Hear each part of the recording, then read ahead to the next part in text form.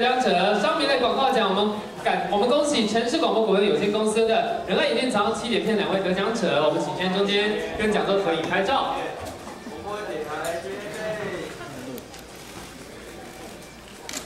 好，再来看君，哎，看君啦，对。再活泼点睛，拿出来这样子，对。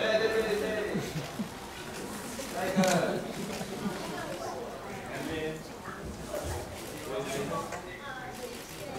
我们拿起来，拿出来，对，好来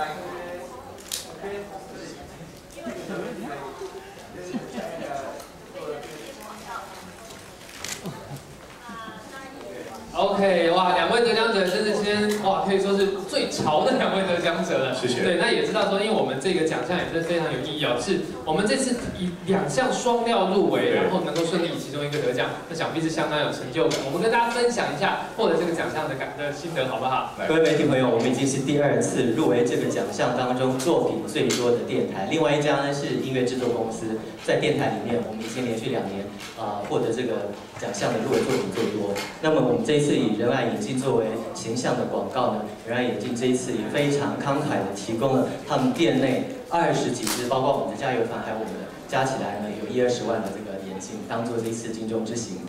所以我们这次戴的眼镜其实价格都非常昂贵，所以我们要非常小心的保护。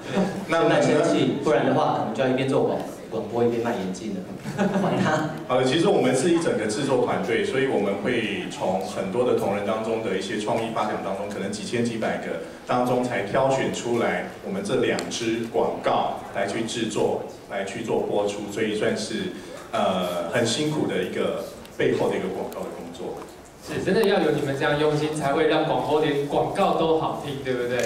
好，那恭喜2位得奖者，我们也还可以继续努力，加油加油！谢谢。好，谢谢。陈美娟。